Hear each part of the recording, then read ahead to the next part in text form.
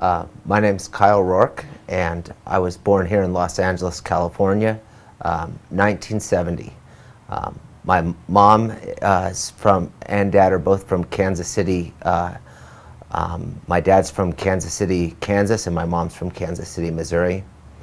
My mother's an English teacher, so she has a bachelor's degree, and my dad's a mathematician, so he has a master's degree, and he was an aerospace engineer, and they both just retired. My mom's a Christian Scientist, so that's a Protestant religion that comes from Boston. It's a very small kind of a religious sect, and we grew up reading the King James Version of the Bible, so I grew up going to Sunday school every weekend with my brothers. I have two brothers, an older brother and a younger brother.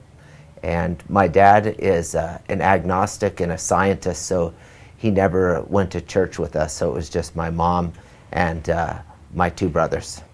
I'd say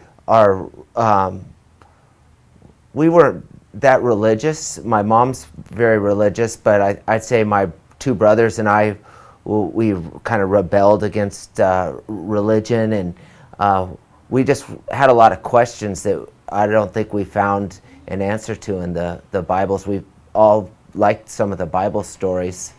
My older brother's a professor who's kind of a Marxist, so he's very left, so he kind of rejected God. And then my younger brother is a construction worker, so he's married and has two kids, so he's starting to look into different religions. I think he's been to the Mormon church, and he's been to a couple other Christian churches. He wants to find some kind of religious background for his family. And I'd say for growing up, from what we learned in church, it was very different from how school was. Like there was a lot of pressure, mostly just to be a good student, get good grades, and there was a lot of pressures growing up for going out and having fun, drinking, doing drugs and stuff like that. So I think the religious background for a lot of kids that I grew up, we just kind of didn't have the faith to stay on the right track. So most of my friends were agnostic, or nobody really talked about God. We just did what we wanted to do. I think so, and I think a problem with a lot of people, younger people, feel like there's a lot of hypocrisy in church. We watch on TV a lot, the religious leaders always getting in trouble for talking really good in sermons, but then they get arrested for a sin or something. So we saw that a lot on TV. So I think as a young kid that affected a lot of us in religion, where we just lost faith in a lot of the Christian leaders in this country. Everybody that I know really believes that, unless somebody's a very strong Christian. But I think a lot of times we see even the strong Christians still, they kind of lack a faith that they live in their daily life by, how they spend their money, being generous and treating other people kindly. I think there's a problem with the Christian faith in America right now. Mostly good memories. I think my parents were very good people and tried to show me the right ways. I was just never a very good student, so I got in trouble a lot, and I don't think my parents really were able to help me with school, and most of the time I got average to poor grades. The first 10 years of my life, I grew up in a La Cañada, and it was pretty much a pure white neighborhood. We didn't have, the only minorities were Asians, so I kind of remember that there was a city right next to me that was Pasadena, and they had a lot more, it was pretty much African American, and I remember they were going to integrate the schools, and I remember on TV seeing a lot of white parents yelling at little black kids on the bus, and that had an effect on me. So when I was about 3rd and 4th grade, I went to a private school, and that was a little bit more mixed, where we did have more minorities. So it was the first time I went to school with African American kids. So I felt good being able to make friends with people from outside of my own race. And then we moved from La Cañada down here to Palos Verdes, and the schools up where I grew up are very challenging, and most of the parents have a lot of money and a lot of education, so there's a lot of pressure to study hard, and if you're not good in sports or school, you kind of fall into the wrong group. And I started listening to rock and roll and hanging out with friends, and I grew my hair long, and so that was my lifestyle. I didn't really care about school, and I was looking probably to get out and go into the military was my idea by the time I got into high school. Bad memories in school, I don't have too many. I did go to kind of a special school where you could go to school part-time, and I got into lifting weights. So I started to exercise a lot. So I did get a skill before I joined the military. I learned how to weight lift, and that was the best experience I had. I had a weightlifting teacher that spent a lot of time with me. While I was in high school, a friend of mine joined the Army in 1988, so I went and saw an Army recruiter and then also a United States Marine recruiter. So I decided to join the Marines in 1989, and I went down to San Diego in 1989, and when I got out, the Berlin Wall fell down, and the military invaded Panama. So while I was in my training, I watched all this, and right as I was a new Marine, the first Iraq War broke out with Kuwait, so that had a big effect on me. I was in Japan during the time, but almost everybody I knew went over and had to fight in Kuwait, and I was 20 years old and 21 during the war. During which war? The Desert Storm. I was in the military from 1989 to 1999. No, I worked on artillery, so I shot cannons. We're right behind the infantry, so the Marines' job is to be the first to go into battle. So like if we land on a beach, we'll go from the ship. Japan? I was in Japan, Hawaii, and Kentucky. And in Kentucky, I was switched over into the Army, and I was in helicopter warfare. So I flew in helicopters and shot cannons again. What's the meaning of shot cannons? What's that? A howitzer, it's a big gun that takes about 5 to 7 guys to fire. So you work together as a team, firing like maybe 4 miles away. So you don't see the target. You load a big bomb in the cannon, and you shoot it kind of like a rocket. Ah, I see, I understand. You don't see the target, but... Right. They call it indirect fire. Indirect fire. What was your mission in that? I was... What's your duty? I was the second, like a sergeant. So I had one boss, and then I was in charge of 5 guys. So I had to make sure everybody did their job. I also drove the truck too. So I also worked on the radios. You worked there for 4 years? 9 years. 9 years you worked. Why you abandoned that job? I ended up having some trouble, so I left early. I had some trouble drinking. Oh. Well, if you want to tell, tell. No. If it's not dangerous for you, you tell. I probably would have gone to the war, but I ended up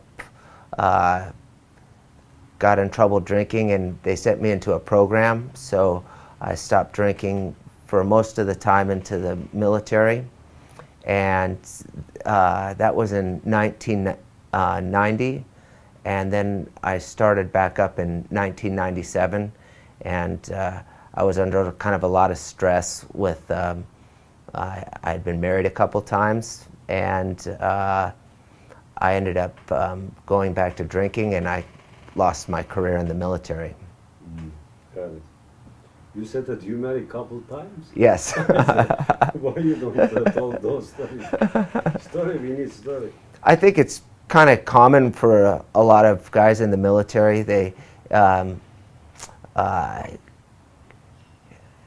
you're away from home, you get lonely, and you meet a girl in town, and it's easy to get married in the military because they can give you a house, and you have enough money to provide for your family, and so then you get married kind of fast, and maybe you don't pick the right girl. So maybe a lot of guys, when they go away, the girls get lonely and stuff, so it's a kind of a problem in the military. There's a lot of divorces in the United States military. That's the reason that divorce? What's the reason they divorce so easily? Even in this society is so common. Even in America it's so common. Why it's so much? Well, what's the reason that in America the people divorce easily? I think, you know, a lot of times it has to do with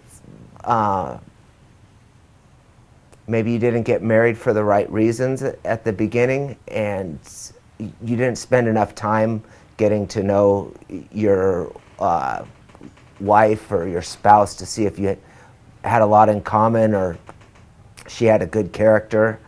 And then I think a lot of times it's infidelity, so one person cheats on the other. Then this is the reason to divorce. Yes. And I think also financial pressure too. A lot of times, you know, people, our culture's kind of materialistic right now, so people want things that their friends might have. So then you have to either work really hard, or if you're an honest guy, sometimes it's hard because other people are making their money not honest, so they have a lot of things, but you don't have a lot of things. So yeah, you mean that because of economic problems, the man divorced his wife? She is not working? I'd say a lot of times the wife maybe gets mad because, oh, you should have more money. So I think a lot of guys feel a lot of pressure and burden that they don't have, that there's always some guy that's got more money than them. You mean the lady? The lady pressure to the man? Yes. That you don't have money, other people have too much money? Yes. Then the man divorced the lady? Or the lady divorces the man, gets another boyfriend or something like that. Ah, boyfriend. I see. Even the husband, when he saw she's with a boyfriend, then divorced, isn't it? Yes, yes. Or sometimes maybe the man gets into a fight with his wife or hangs out with his friends, and you know, sometimes, a lot of times it's the guy's fault too, where he's making too much money and he's going out and having a girlfriend. I have to go work, I have to go do business and go out and drink and stuff, so I think that for a lot of people, drinking in business it causes a lot of problems where they're not spending time with their family. Drinking, or people say, oh, well, I have to go spend time with my clients. So they go out to a bar and when they should be home with their friends, like maybe trying to network. People do a lot of dinner, drinking, go to the bar, and talk to people for business and stuff. But then it ends up being too much of a party and not business anymore. How about, I didn't go that detail. Could you repeat it? They go to bar for speaking about business? Yes. Then what? Then they have too many drinks and they don't go home soon enough. After the military, I got out and stayed in Kentucky. I stayed in a small town and worked in a factory for 2 years, working in a steel mill. And I had a wife and a stepdaughter, and then we ended up having some problems with alcohol and drugs, and so she had a drug problem, so I had to get a divorce, and I came back home and started a new life here in Los Angeles about the time when 9/11 happened. So I went to school for 2 years, and that's when I first made my first Muslim friends in college. I'd say probably going to Sunday school, we talked about different religions. So I never really heard too much about Islam, except my mother said, Islam's a religion that was spread by the sword, and kind of people became Muslim because they had a choice, either convert or die. But besides that, I had a pretty neutral, I didn't dislike Islam, or I didn't know any Muslims. I just saw, growing up, a lot of the stuff on TV about the problems in the Middle East, and some in the 1980s when I was a kid, it was pretty much the United States was having trouble with Shiite extremists. So that's my first real kind of education of Islam, but I didn't let that make me prejudiced. And then during my time in the military, I met a couple Muslim people, and so I still had a positive experience. And what I'd always heard was that, like, when Osama bin Laden came around, he was an extremist, and so I remember I was in college during 9/11, and I kind of worried about some of my Muslim friends, so I ended up telling them if they ever were scared or if anybody gave them a hard time, just they could come talk to me. So I built a good relationship with some Muslim people, and they told me,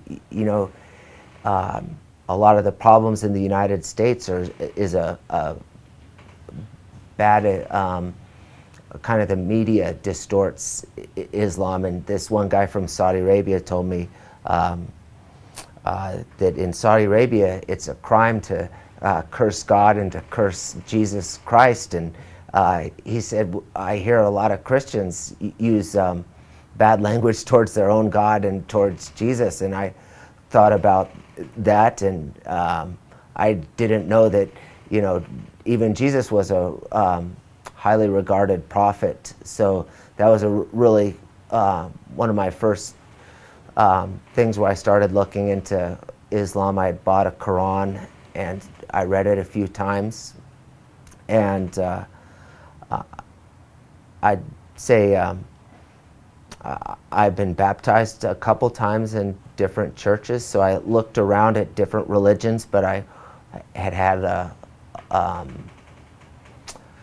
like I said, some problems with drinking and drugs over the years, and I'd always tried to do the right thing, but I get involved with the wrong people, or when I was doing the right thing, I'd be kind of depressed. So I started looking into Islam, and I talked to a couple people, and they gave me another Quran, and I actually came down to this masjid 2 years ago, and a guy talked to me about Islam, said, you know,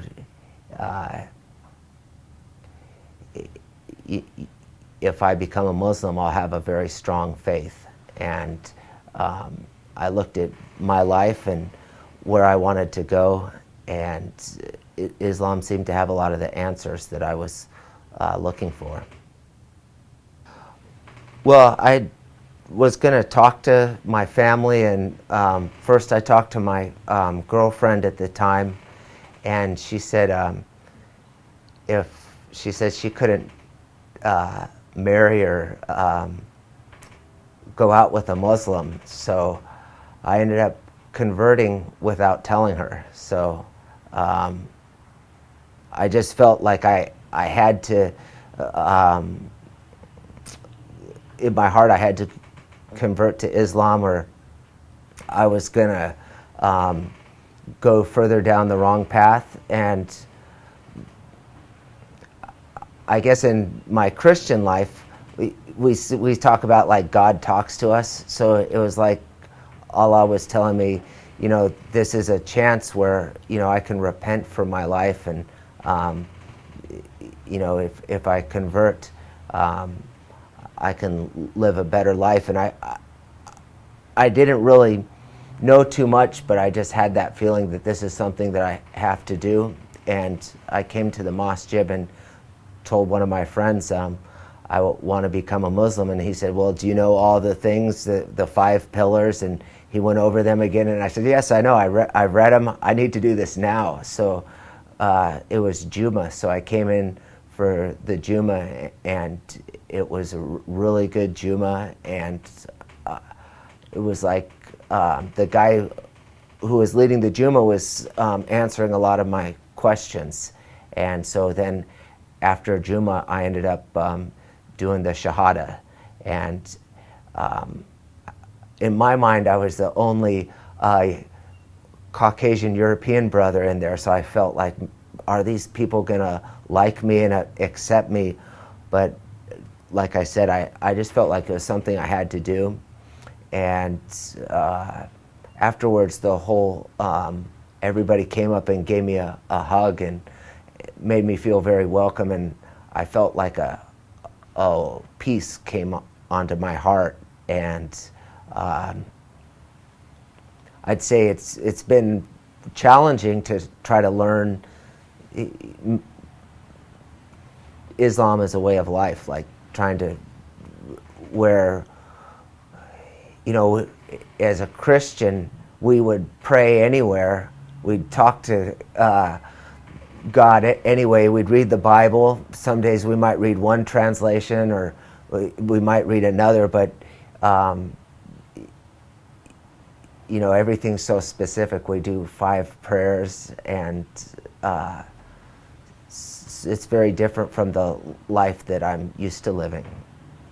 2001 is when I first heard somebody say that the Muslims believe in Jesus too. So I didn't know that before. And so I thought about that for 2010's when I finally decided that I wanted to be a Muslim. How long it takes to study Islam? So then I studied for about almost I studied for a year before I did my Shahada. So I bought some books and I read on my own. You bought the books. Did you bought Quran, and did you read Quran that time? I read about a third of the Quran, and I bought a book about the kind of the basics of Islam that went over the 5 pillars, and I read some pamphlets too that people gave me here. But how you know, it's speaking revelation, something revelation, because you are coming from some lives and some another. religion you participate, how it was in that period to decide to go, and what you were feeling that time?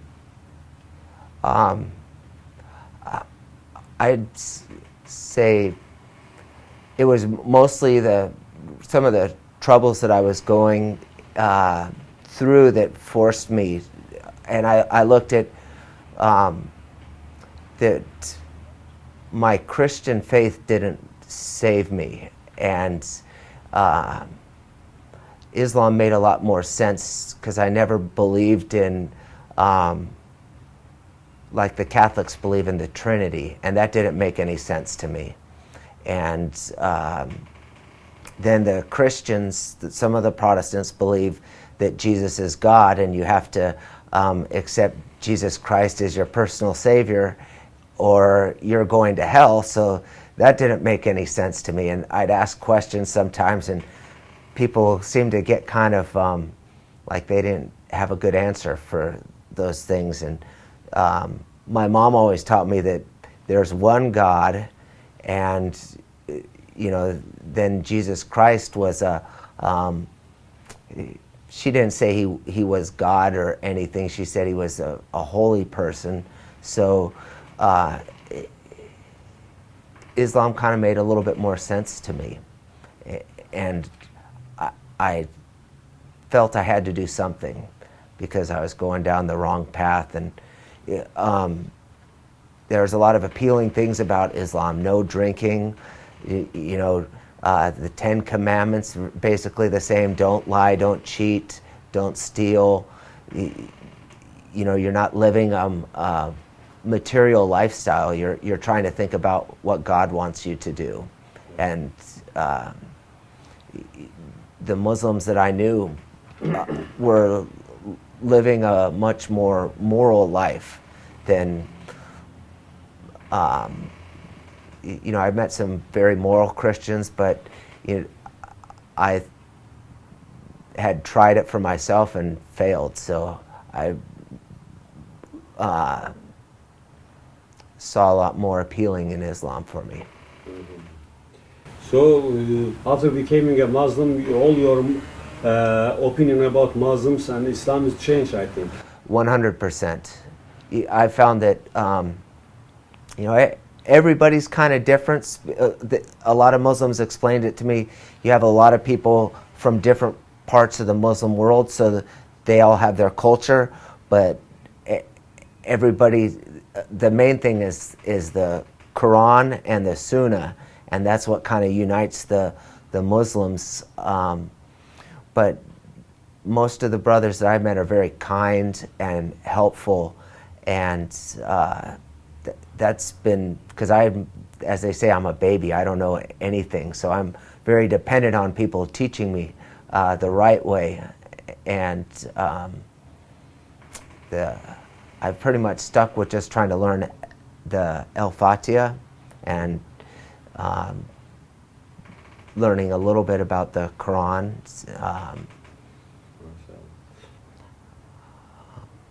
Subhanakallahumma wa bihamdika wa tabala kazmuka wa ta'ala jaduka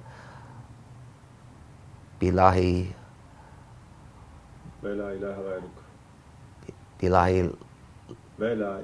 wala ilaha gairuk a'udu billahi mina shaitanir rajim. Bismillahir Rahman Ar-Rahim. Alhamdulillahir Rabbi Alamin. Ar-Rahman Ar-Rahim. Maliki Yawmiddin. Iyaka nabudu wa iyaka nasta'in. Idina silatal idinas mustaqin. Silatal adina an'amta alamin. Gairu makdubi alamin. Wala dalin. I've gotten a negative attitude from almost everybody. So I think it's one of the scholars came, an Islamic scholar came and gave a class on dawah, and he said right now there's a statistic that says 70% of Americans have a negative view of Islam because of the media. And I found that right before I became a Muslim and then afterwards, I started running into a lot of people that were saying a lot of negative things about Islam. So I felt at times I never told anybody that I was a Muslim because some people I do business with, so I wasn't in a position to lose the business. But I tried to say positive things about Islam and defend Muslims, or at least most of the things that they were saying just were not true. It was something that they'd read or a friend told them or they saw on TV. So I always tried to give a more positive view to my fellow Americans about my faith. But I just didn't feel like I was strong enough to tell people, you know, I'm a Muslim and my religion's a very beautiful religion and has changed my life. And that's why I'm studying with the Imam right now, so maybe I can help people to see Islam in a better light in this country. So every day you are coming here to study Islam? Yes. What do you study? What do you do here? Because we don't know here. So I try to make my 5 prayers a day. So I come to the mosque. One of the brothers said, go to the mosque at least once a day. So he told me that that's he gave that as like my goal right now, being a new Muslim, to come once a day. So I've learned how to do the wudu and then to say the prayer the best I can. And they said just one little piece at a time. Don't try to be too extreme, because a lot of new Muslims, after they do Shahada, they get really eager and then they get discouraged and they disappear.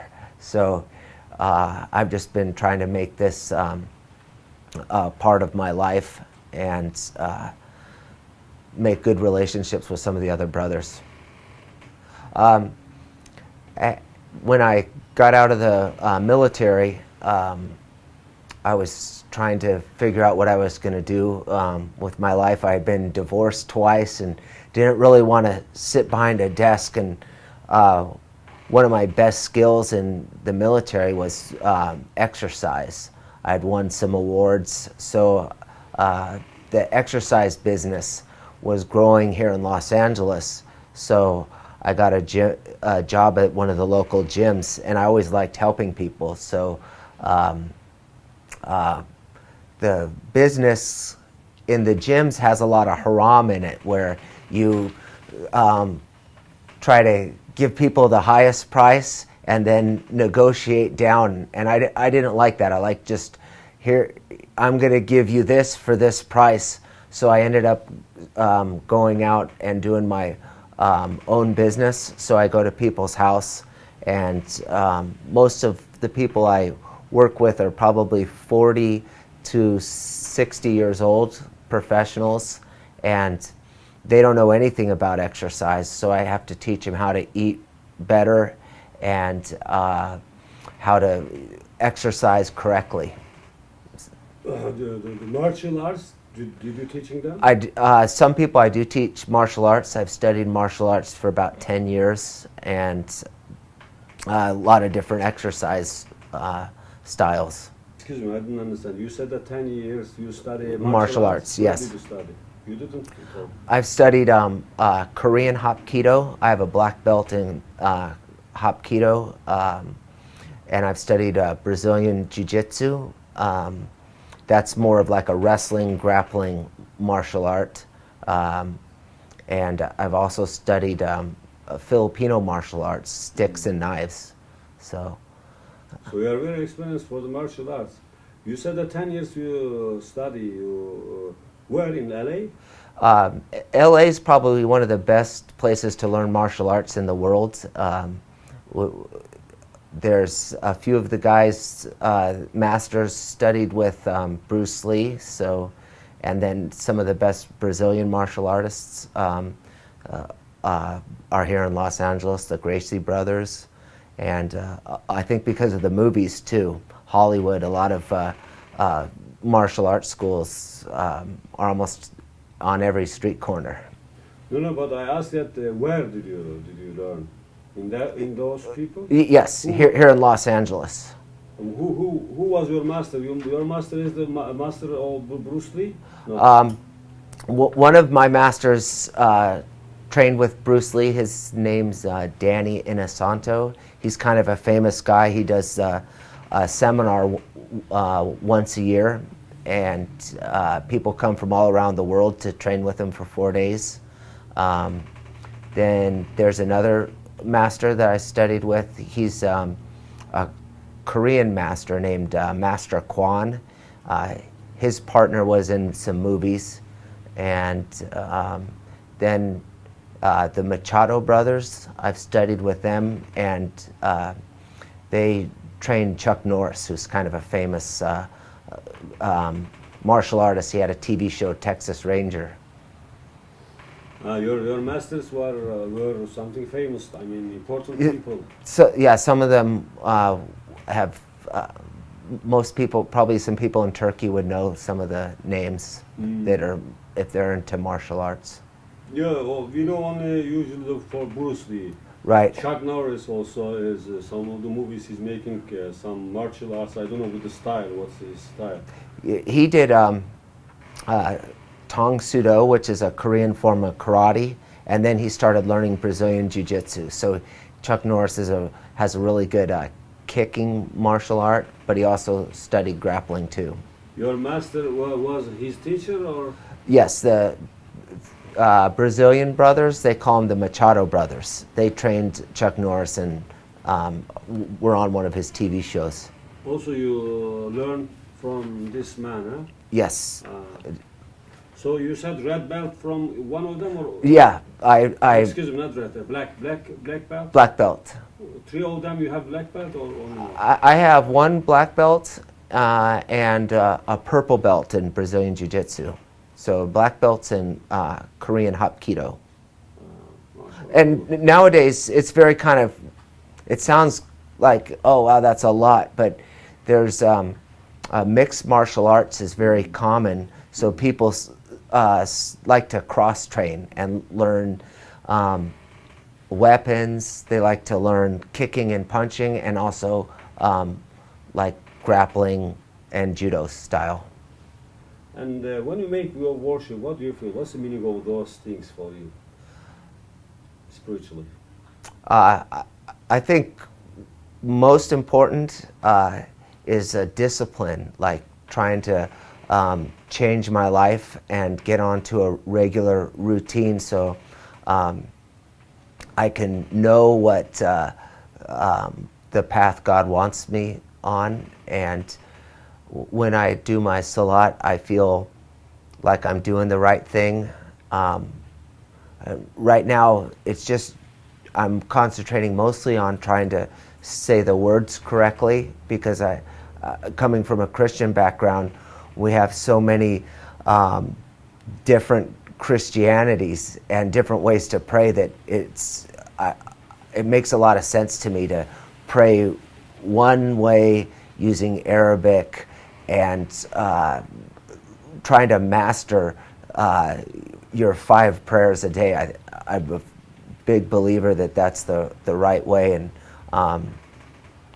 I also try to think about what the Al-Fatiha means and the different phrases at the different parts of the Salat. So I try to think about that and concentrate during my, I guess it's a way to get out of the busy lifestyle here in Los Angeles. When I pray, it's kind of like, as a exercise coach, it's like I'm exercising spiritually and also eating at the same time, like I'm getting my spiritual nutrition from Allah. And some of the brothers have told me, I've come and I'm always under a lot of stress learning how to change and become a Muslim, but they said, Islam's very simple. Just come here and talk to your Allah. And another thing, I think it's helpful for me because, I don't have to go to a priest. I don't have to go to a minister. you know, Allah knows my heart when I'm doing my salat. So, you know, I do feel a connection, and the masjids become a very special place for me. Yeah, good. And what about Ramadan? Well, how did you live Ramadan? This is going to be my first Ramadan. Inshallah.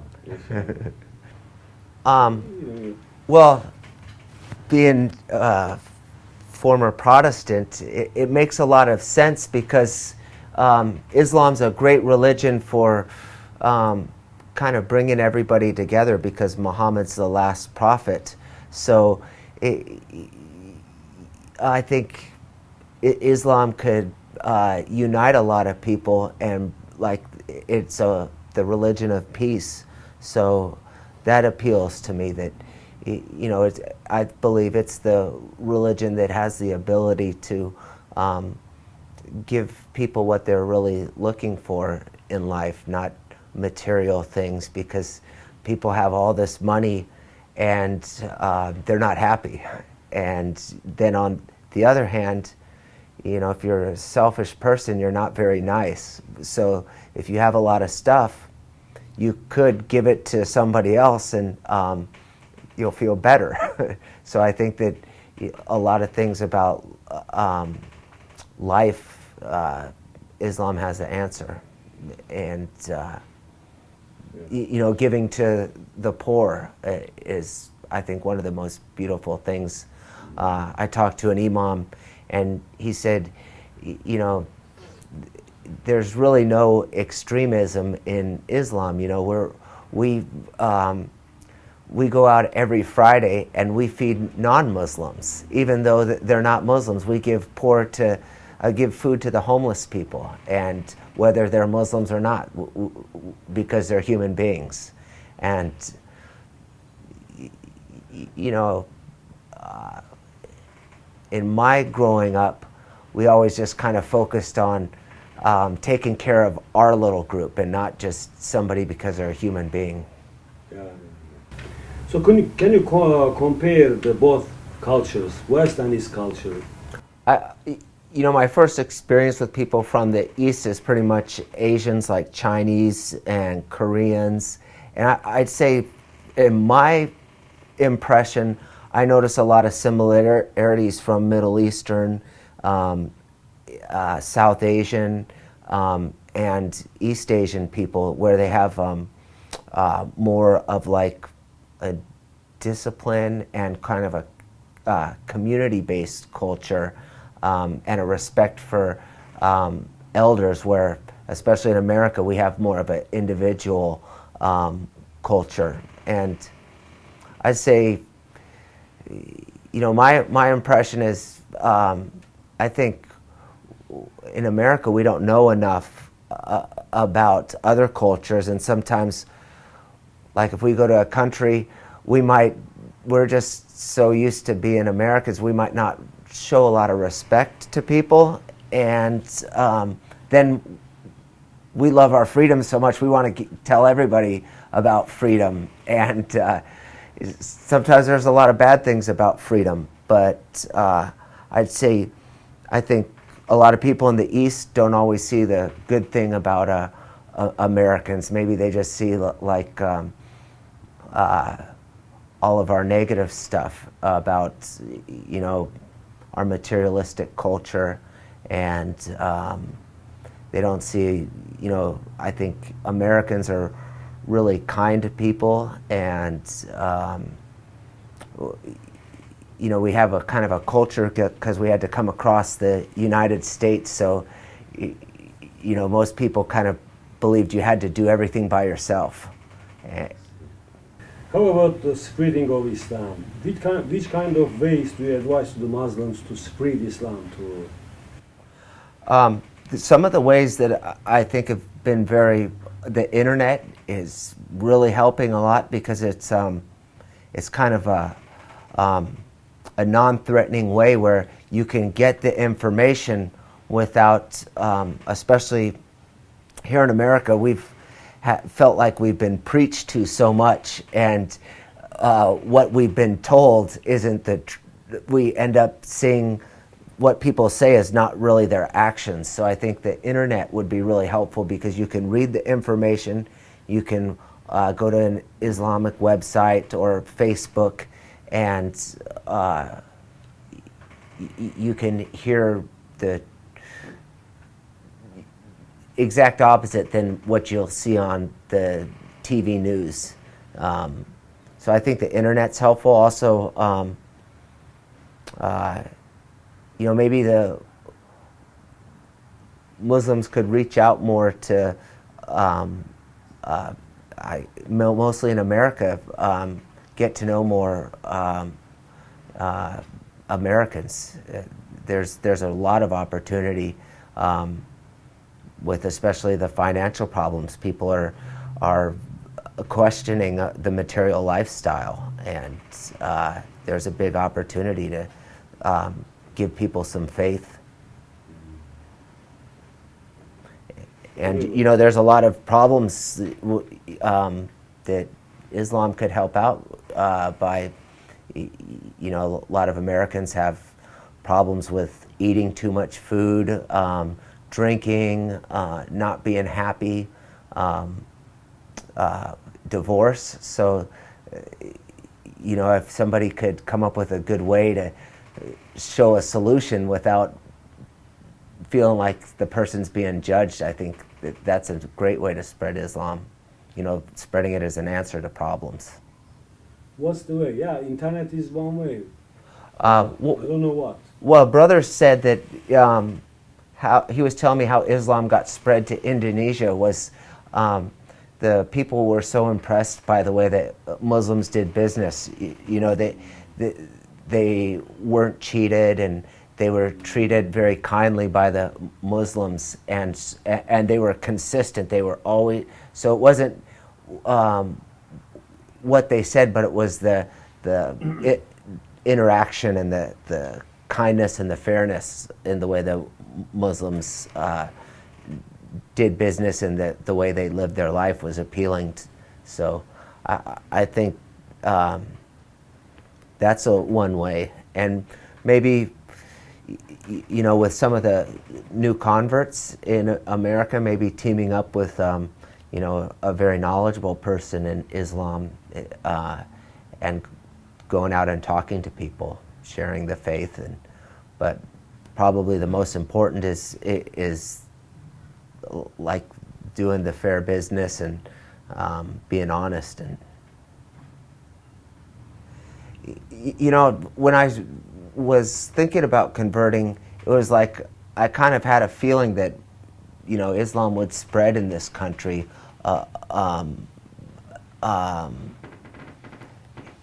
if the right word got out, that because people are kind of poor in spirit and they're hungry, that and I think a lot of people they kind of think that the media is not being truthful and about how much like they got away with brainwashing us and we didn't even know it, because before 9/11, I'd say people probably most people probably had a neutral to favorable view of Islam. I don't think, unless you came from a very strict Christian family who's prejudiced, I think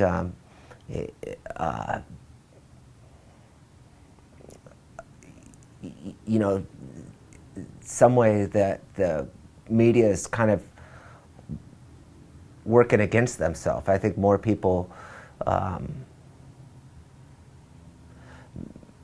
maybe getting some more shows out there, like showing, probably showing how people's lives changed from Islam. That would be the best, like a reality show. Not something phony, but like showing somebody how their life was before Islam, what they thought, what made them change, and then their life after Islam.